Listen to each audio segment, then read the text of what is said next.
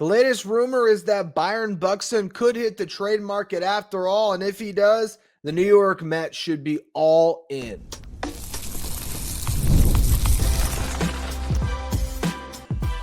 You are Locked On Mets, your daily New York Mets podcast. Part of the Locked On Podcast Network, your team every day. Hello to all you amazing Mets fans. You're watching Locked On Mets, part of the Locked On Podcast Network, your team every day.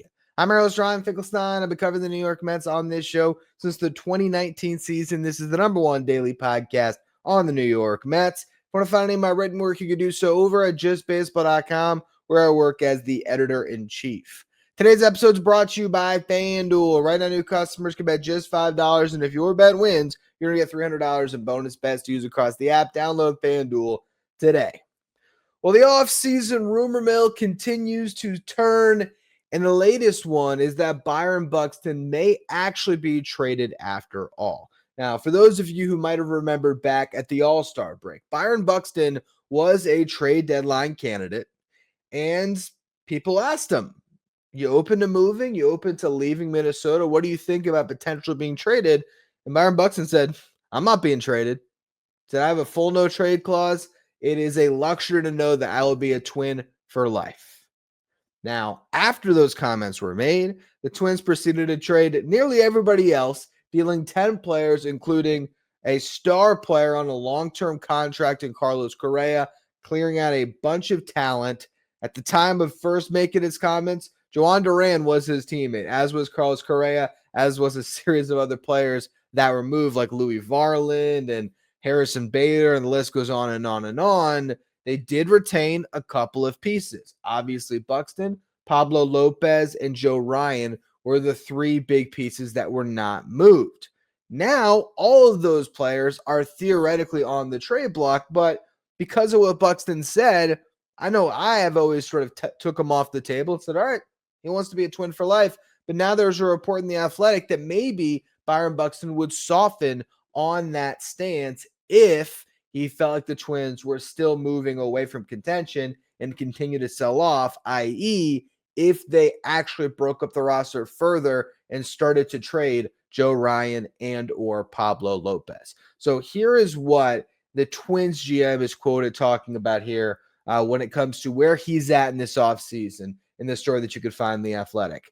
So he says, I remain personally committed to figuring out what are the ways we can add to this group to make it better. He said, this is my goal. It was my stated goal before, and remains my stated goal until I'm told otherwise. My focus for now is figuring out the ways that we can add to this group.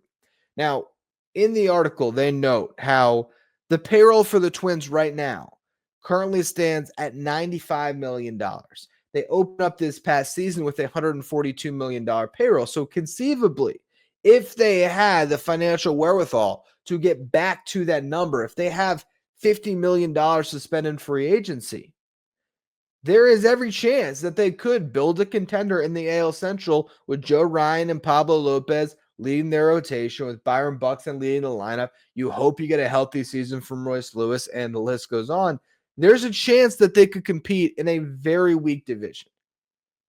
But there's ownership questions. They just added a couple of investors to the ownership team. Is that going to get them to spend? This was a team that was on sale. Now it's not on sale. Who knows what's going on? So as this offseason progresses, we'll see what the Twins decide to do. Right now, there is no set orders for how they're going to proceed.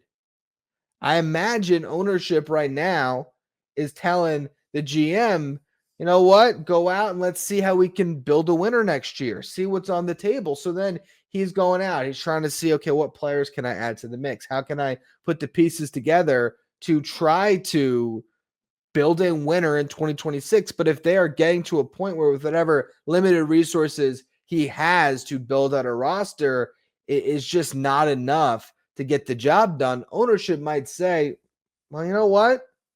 Maybe we should go all the way in on the rebuild. What can we get for Joe Ryan and or Pablo Lopez? And once you open that door and really start to consider moving those guys, all of a sudden, now Byron Buxton says he wants out too. and Byron Buxton then gets moved, and all of a sudden it's a complete teardown. Now, Byron Buxton is a very interesting trade chip because on one hand, you look at the production from this past season and his salary moving forward. If you get the guy that played 126 games in 2025 and for the first time in a long time he's only played over 100 games 3 times his entire career. And for the second time, he made 100 starts in center field because there's been plenty of DH that he's played over the last couple of years. His health has not been quite good enough for him to be an everyday guy, and certainly not an everyday guy in center field.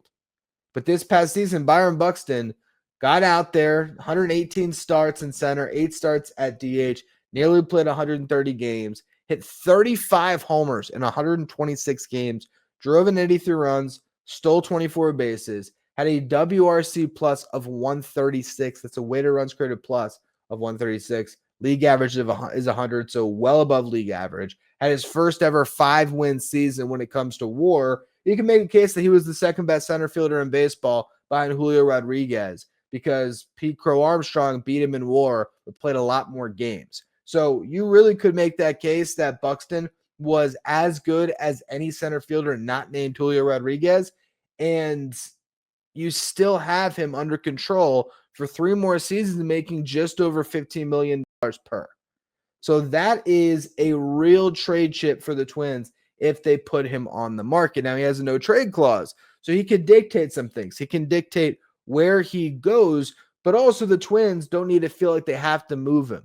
This is not a situation like Cody Bellinger last year with the Cubs where it was, all right, where does he want to go? Where's willing to pay him? And we'll just get the salary off the books. For the Twins, they have 3 years of Byron Buxton. They can keep him as their face, have him as the guy that's selling season tickets. They can tear it down, and they don't have to trade him. So they do have enough leverage in potential trade talks that he would definitely fetch them something good. So they would just have to decide how exactly they want to play the trade market as sellers, again, assuming that is the route that they choose to go. But if you look at the market for center fielders, which we've been doing on this show since the season ended, there are no good options. You have Harrison Bader, who is a decent option, but I think for the Mets, you already went down that road. Who knows if he would even want to come back? And if he wants a multi-year deal, I don't know if you want to lock in Bader off of a career year where you might pay him more than Byron Buxton's making. Trent Grisham has a qualifying offer attached. You sign him, you have to give up draft capital for a guy that has had one season like this and a lot more where he's been way worse than what he was in 2025. Then you have Cedric Mullins. Mets aren't going to go back there. The trade market, pretty barren. You're looking at reclamation projects like Alec Thomas for the Diamondbacks or Evan Carter for the Rangers, which honestly, Evan Carter I do kind of like, but still. Or you get to another reclamation project that apparently is going to cost you prospects because GM Chris Getz of the White Sox has that inflated value of what Luis Robert is. And so if you take on $20 million Luis Robert, you still got to give up something to get him. That's the market in center field. Byron Buxton is an all-star on a team-friendly contract. Yes, there's risk, but man, it'd be hard to find a much better player that you can slot into center field. So should the Mets make a move? Should they try to get 2 birds with 1 stone or kill 2 birds with 1 stone and get Joe Ryan Joe Ryan or Pablo Lopez along with Byron Buxton and make a huge blockbuster? That's what I'm going to discuss here in just a minute. Today's episode is brought to you by FanDuel. The NBA season's here and FanDuel has an offer you don't want to miss. Right now, new customers can bet just $5. And if you win, you're going to get $300 in bonus bets. That's right. You pick a bet, you put down $5. If it hits, you're going to unlock $300 in bonus bets to use across the app. I love using FanDuel because it fits however you like to bet, whether it's player props, building a same-game parlay, or even jumping in live as the action unfolds. It makes watching football even more exciting when you got a little bit of something riding on the action. Whether you're a casual fan or you love diving into the stats, FanDuel is going to make the game day experience so much better. It's quick, it's easy. It's the best way to add a little more energy to your Sundays. So if you're ready to play, download the FanDuel app now by visiting fanduel.com to get started. That's fanduel.com to place your first $5 bet. Thank you for making Locked On Mets your first listen every day, and thank you for making Locked On the #1 sports podcast network. Now, it was probably, nearly a month ago now, I think, where I did a show breaking down the possibility of trading for Joe Ryan or Pablo Lopez and the difference in those two guys and what the packages could be to pull a trade off with the Twins. So going back to that episode, the trade package I put forth for Joe Ryan alone was Brandon Sproat, AJ Ewing, and Mark Vientos. Now, I said at the time that I did not love that trade package, but if you're talking about what Joe Ryan's value was, that could be it. 2 top 100 prospects, maybe a third piece like a Vientos to sweeten the pot and maybe hold on to another prospect. I said at the time I would not put Jonah Tong on the table in any deal for Joe Ryan, just like I would put Carson Benge or Jet Williams on the table. So in my mock trade, you're giving up Brandon Sproat as your third best pitching prospect, and you're giving up AJ Ewing, who very well could be your third best position player prospect. Both of them top 100 guys, but more the back half of top 100s. And then Mark Vientos, a change of scenery candidate that the Twins can get, and you're clearing him off of your roster, clearing up a little bit of that glut that you have, and you're getting Joe Ryan. I would still probably do that deal. Absolutely. But if you tack on Byron Buxton, how much more do you have to give up, right? Byron Buxton very well could fetch a similar package as Joe Ryan when you consider the 3 years of control at just over $15 million per and the lack of good center fielders in the game.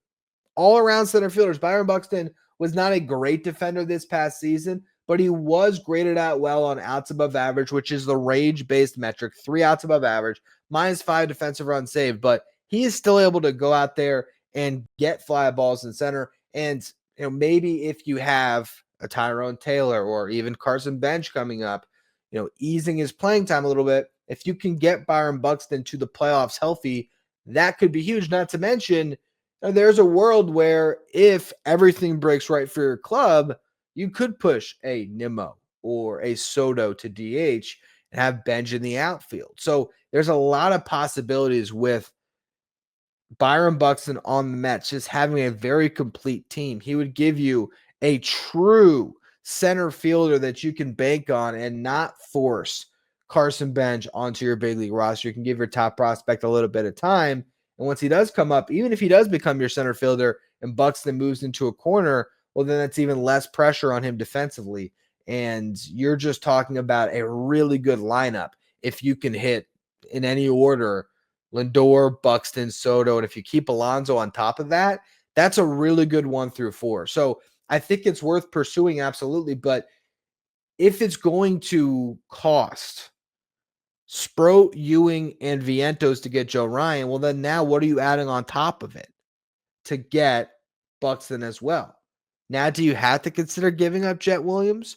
Do you have to think about putting a Jonah Tong on the table? How far does it go? And this is where I refer back to that show where you can get a further explanation of this. But I really am way more interested in Pablo Lopez than Joe Ryan. And the reason I say that, Pablo Lopez is making just over $21 million, $21.75 million for the next 2 seasons. Joe Ryan is in arbitration. He's about to make $6 million. There is way more buzz around Joe Ryan than Pablo Lopez right now. It's going to cost way more to get Joe Ryan on your team than Pablo Lopez in prospects. The prospect return that I had for Pablo Lopez in that trade was Jeff McNeil, Ryan Clifford, and Jack Wenninger. So that's a stark difference from Sproat, Ewing, and Vientos. Trading a McNeil, a contract you'd like to get off of, a guy that's making real money. Ryan Clifford instead of Mark Vientos, too. So you're keeping Vientos, a guy that can impact you now. You're trading a first baseman in Clifford, who's a really good talent. But I think if you look at that and then Jack Wenninger instead of Sproat, a lot more of a palatable trade package to get a guy that, yes, does make more money. But when you look at these two guys, I think Pablo Lopez is so much closer to Joe Ryan than people give him credit for. Or the past 3 seasons where Pablo Lopez was in Minnesota, he has pitched to a 3.68 ERA across 78 starts. He has pitched 455 innings. Joe Ryan has made 4 additional starts, has pitched in 5 additional games, 1 relief appearance across that time. 3.85 ERA, so the ERA is worse. Innings, 467 and 2/3. I think per start, they're probably very close in how many innings they've both pitched. Joe Ryan has a higher strikeout rate at 28.3%. Pablo Lopez at 26.8% really isn't that far off. Neither of them walks many batters. And you might think, oh, Joe Ryan's so much younger. There's so much upside. They're 3 months apart in age. Pablo Lopez, yes, already has the contract. But I think because of that, he is an underrated asset in the market. So again, this goes back to another show that you can listen to my full explanation. Pablo Lopez, to me, is the guy that I would be targeting over Joe Ryan because of the difference in cost, especially if you were trying to pull off a trade where you're getting Byron Buxton as well. I think if you're the Twins, you would want to keep Joe Ryan and Byron Buxton as separate trade assets. But there's going to be a much shorter list of teams that could get in on Pablo Lopez than the list of teams that would want to get after Joe Ryan because of that difference in salaries. You open up a lot more of the league when you have that $6 million salary you're shopping instead of $42 million almost in Pablo Lopez for a guy that was hurt at the end of last season. Now, he's supposed to be good to go. There's not supposed to be any issues for Pablo Lopez moving forward. So to me, Pablo Lopez and Byron Buxton, that makes some sense. You'd be taking on about $37 million in salary for the next 2 seasons. And then again, the $15 million after that in that 3rd year with Buxton. I think that would be the move where you wouldn't have to give up everything in your farm to get a deal done where you still can say, we're going to hold on to Carson Benge. We're going to hold on to Jonah Tong. We're going to hold on to Nolan McLean, of course. I think a package that you could get both Pablo Lopez and Byron Buxton, it includes Brandon Sproat. It includes Jack Wenninger. So you're sending them 2 starting pitching prospects, and Sproat, a guy that can slide into their rotation immediately, and Jack Wenninger, a guy that probably needs some time in AAA, but is close. I'm putting Mark Vientos in this deal again because I think change of scenery candidate, guy that slots right into their lineup. I think they'd have some interest there.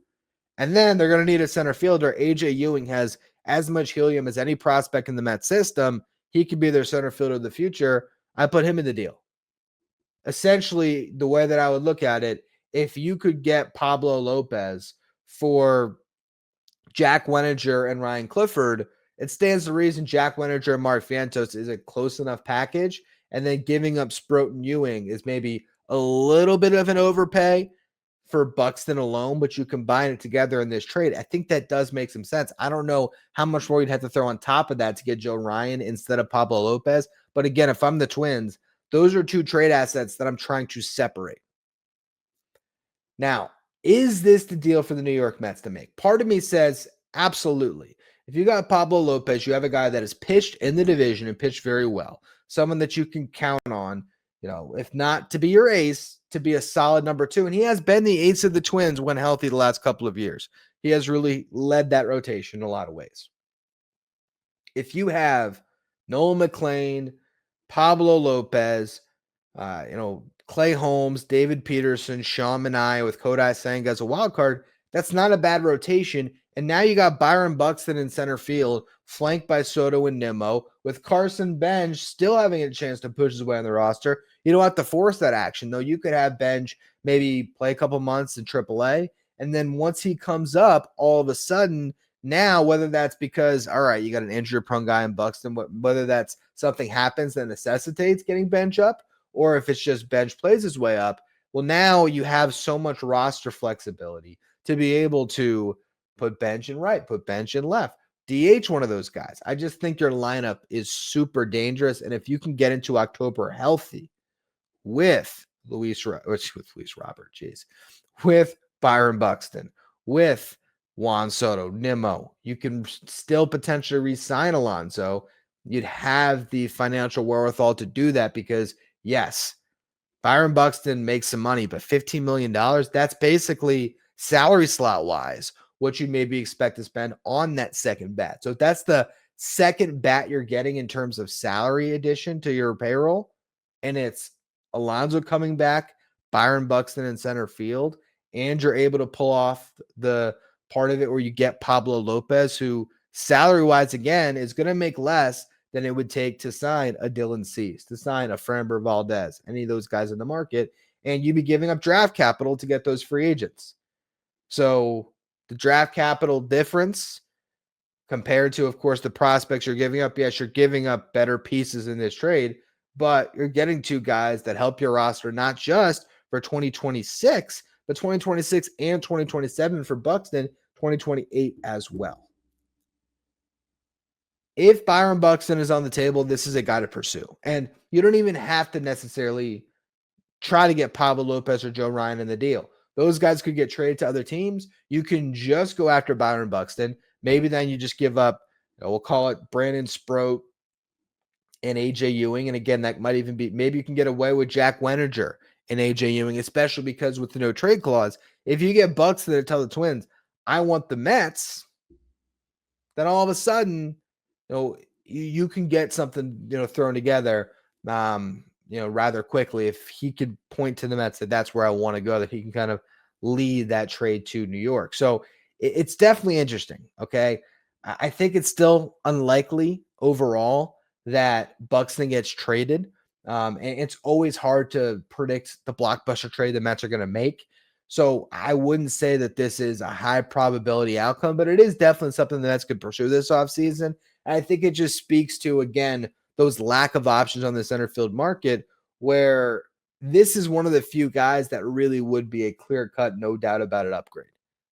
And you don't have a lot of that. And that's why I did the show yesterday on David Stern's comments on how Carson Benge right now is the Mets center fielder in 2026. I think that's how they're playing it.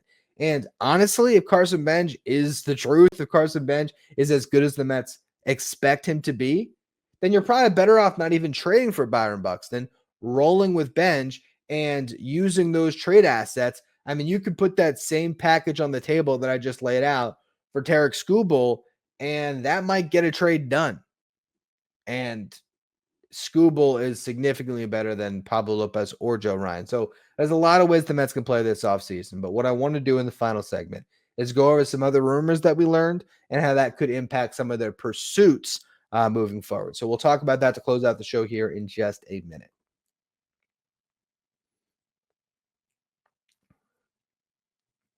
If you're watching on YouTube today, do me a favor and hit that subscribe button. The goal is to get to 15,000 subscribers by the end of the year, and we're within 100. We're getting really close. Really do appreciate all of you who continue to subscribe. Now, couple of rumors that are out there that do pertain to the Mets. For one, Tarek Skubal and Freddie Peralta.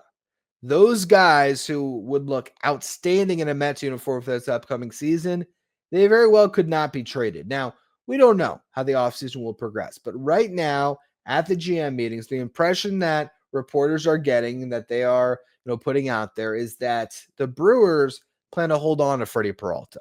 And the distinct difference between Peralta and Corbin Burns, who was traded a couple years ago, is Corbin Burns was still going through arbitration. He was making a lot of money by the end. I think it was close to 16, 17 million in that final year. Meanwhile, Peralta is locked into an $8 million club option, so he's affordable to the Brewers. The Brewers are clearly in win-now mode, and they are looking at the situation and probably thinking, let's just go into the season with Freddie Peralta. If we have a bad year, we always could move him, but assuming we don't, and we're making it the playoff run, we need Freddie Peralta in our rotation. And then he goes to free agency. We tag him with a QO. We get a draft pick. I think for them, it's worth it to maybe get, call it 60 cents on the dollar with the draft pick instead of trading him for maybe two pieces now. You might just get the one pick. For a team that drafts well, that's still worth a lot to them.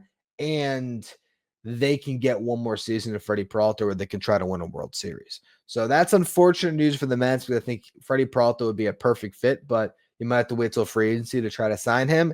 And the same sort of sentiment is out there about Tarek Skubal, where the Tigers don't want to take a step back. they know that if they trade Skubal, they're pretty much kissing the playoffs goodbye in 2026, and they're more inclined to build around him and try to win this upcoming season. If, again, just like the Brewers, they fall out of the race at the deadline, you still have that ability to cash in on Skubal and probably get just as much, if not more, at the deadline as you would get right now. So if those rumors are true, all of a sudden, that trade market's not looking as good. Yeah, you still got Sandy Alcantara coming off a bad season, making a good amount of money. I did a show on him earlier this offseason. I love the fit. I think Sandy's going to have a much better season in year 2 off of TJ, but there's a lot of risk there.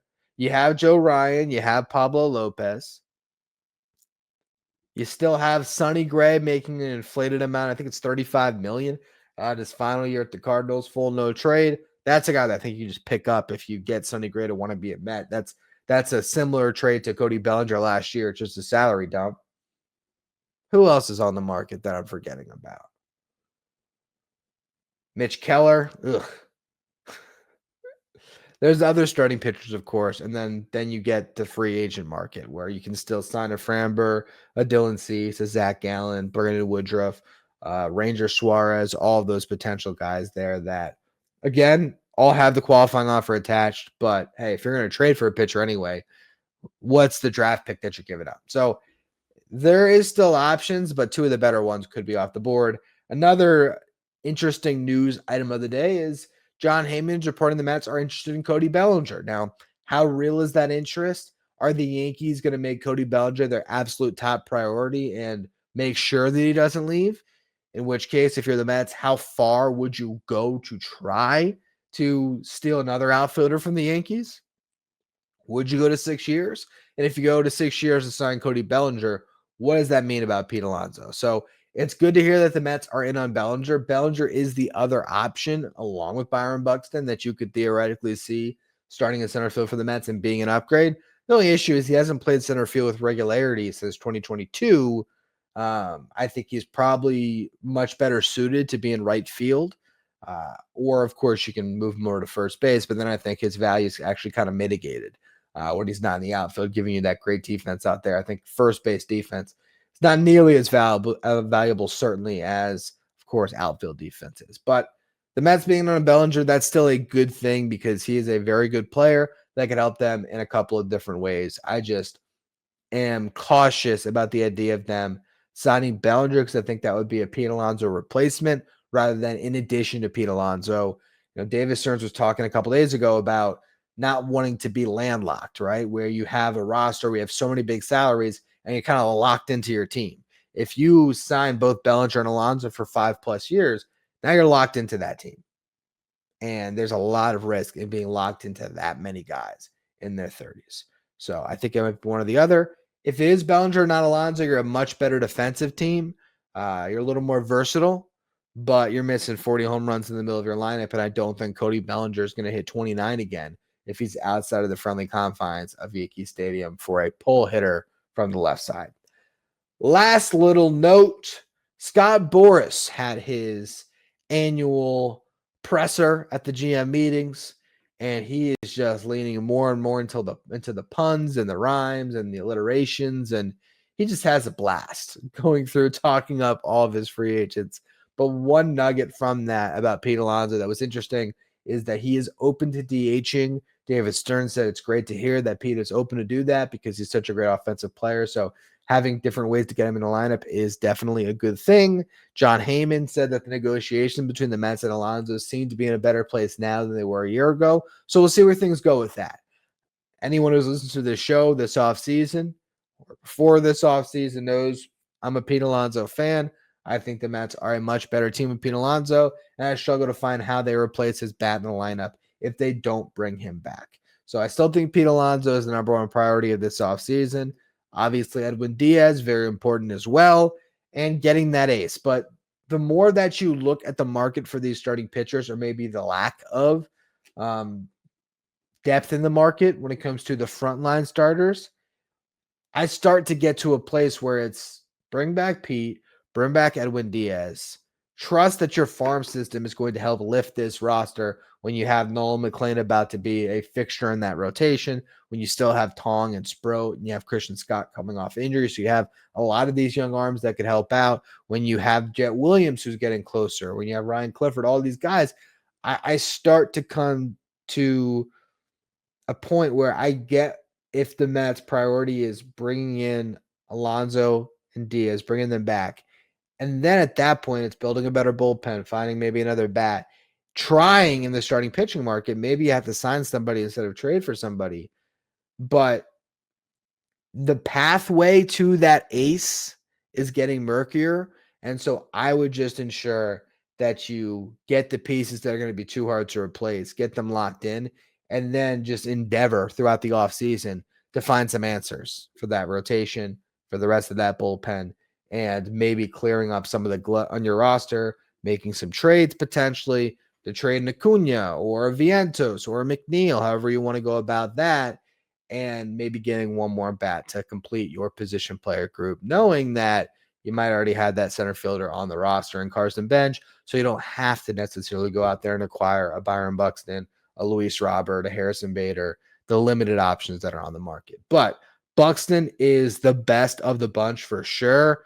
I think prior to today, because Byron Buxton in the past said he was going to be a Twin for life and he was never going to waive the no trade clause, I just didn't even have him on the table in my mind. I thought that was story enough to bring it up and do a show about it.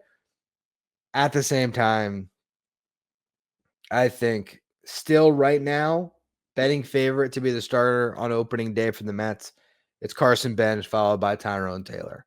I think it's still more of a long shot that they make an acquisition in center field, but Buxton would look damn good in a Mets uniform, and that would really propel this team, I think, to a different level, and it would take a lot of pressure off of Benge and make Benge this guy that could come in and really raise the ceiling from a team that would have a very high floor already when you have so many stars in that lineup. Tomorrow's show, I think we're finally going to get to the international market where I'm going to break down all of the players coming over from the NPB and even Korea. I'll give you a full list of some of these international free agents, who fits the Mets the best, and where they should be looking in this class. As always, thank you for listening. Make sure you follow, rate, and review wherever you get your podcast. If you're watching on YouTube, hit that subscribe button. If you want to be a Locked On Mets insider, being part of our texting service, you can go to subtext.com/LockedOnMets. Thank you for making Locked On the #1 sports podcast network.